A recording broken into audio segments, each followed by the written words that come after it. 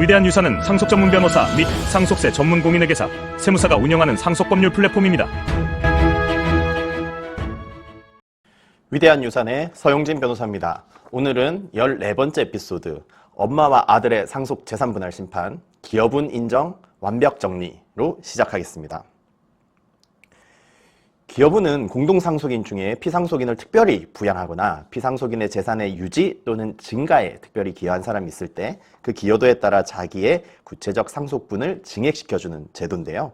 근데 법원은 가족관계에서 일반적으로 기대되는 기여는 별도로 기여분 산정에서 고려할 수 없다는 입장인데요. 그렇다면 어떤 경우에 기여분이 인정될까요? 오늘 사안은 아버지 사망 이후 아들이 어머니를 상대로 상속재산분할 심판을 청구하면서 아들과 어머니가 각각 기여분을 주장한 사안입니다.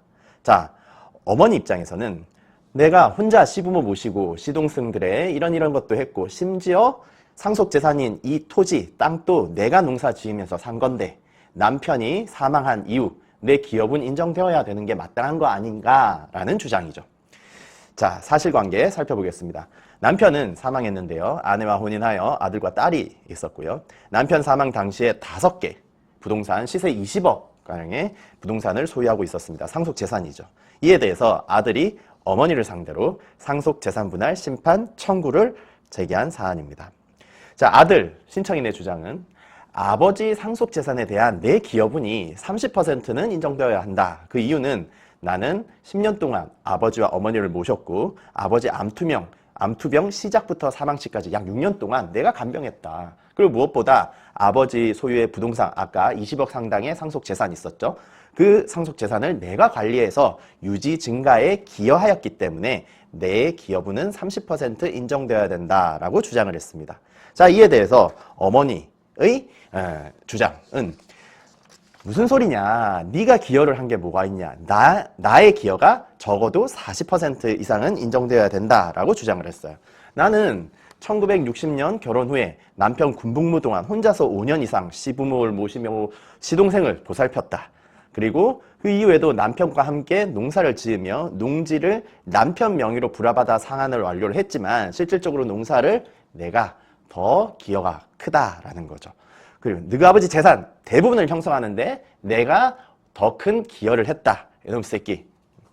내 기여분은 40% 인정되어야 된다라고 주장한 사안입니다. 자, 이에 대해서 법원은 어떻게 판단했을까요? 법원, 아들 기여분 주장 기각하고 어머니 기여분 20% 인정하여 어머니 청구를 인용하였는데요.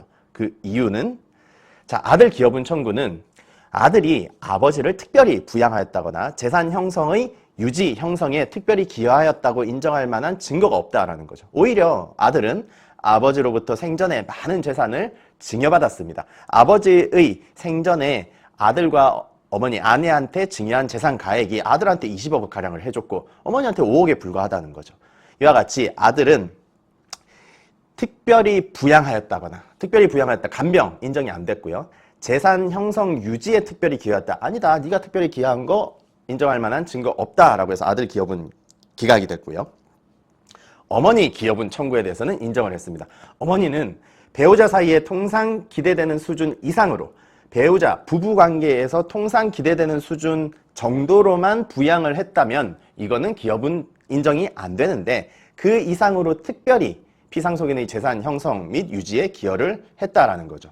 그 이유는 여기에서 보겠지만 어머님 주장 그대로 인정이 되었죠. 농사를 지으면서 농사도 같이 지었고 오랜 기간 지으면서 그 남편 명의로 불화를 받았을 뿐이지만 실질적으로는 어머니의 기여가 굉장히 컸고 그 토지로 인해 말미암아서 재산의 부동산의 유지 증식에 큰 기여를 했다라고 해서 어머니 기여분이 인정된 사안인데요.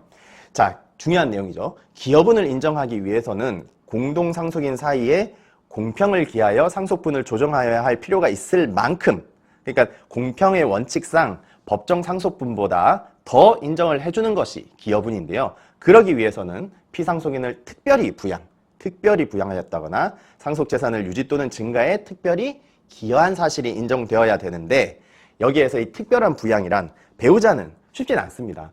간병했더라도 설령 부양 의무 이행으로 보는 경우가 많고요. 자녀는 직업상 수입을 포기할 정도로 노력을 해야 됩니다. 간병에 대해서 특별한 부양이 간병이 특별한 부양에 인정받기 위해서는 그래서 공통적으로는 장기간 부양했느냐, 동거 부양했느냐, 자기와 동등한 생활 수준을 유지할 수 있을 정도로 부양을 했느냐 이것이 중요한 기준이 되는 거고요. 자, 그 다음에 기여분을 인정받기 위한 특별한 기여라는 거는 피상속인의 가계, 직업 또는 사업에 있어서 장기간의 협력이 있어야 됩니다. 실질적으로 내가 협력을 해서 또는 상당한 금전을 지급을 했다. 금전을 지급함으로써 생활비를 냈던가 병원비를 냈던가 이런 금전에 대한 지급을 충분히 했다거나 그로 인해서 피상속인의 재산 유지에 또는 증가에 기여가 돼야 된다. 그래서 특별한 부양과 특별한 기여가 인정되기 위한 요건은 이와 같은 내용이 충족되었을 때 특별한 부양, 특별한 기여가 인정되어서 기여분이 인정된다라는 것이죠. 네. 자, 오늘은 이 아들이 어머니를 상대로 상속재산 분할 심판을 통한 그 심판에서 심판 청구에서 기여분 주장한 사례를 살펴보았고요. 아들의 기여분은 기각되고 어머니의 기여분이 인정된 사례를 살펴보았습니다. 오늘은 기여분이 어떤 경우에 인정되는지에 대해서 전체적으로 정리할 수 있는 시간이었습니다. 자, 오늘 사안이 여러분에게 도움이 되셨길 바라고요. 저는 위대한 유산의 서용진 변호사였습니다. 다음 에피소드에서 찾아뵙겠습니다. 감사합니다.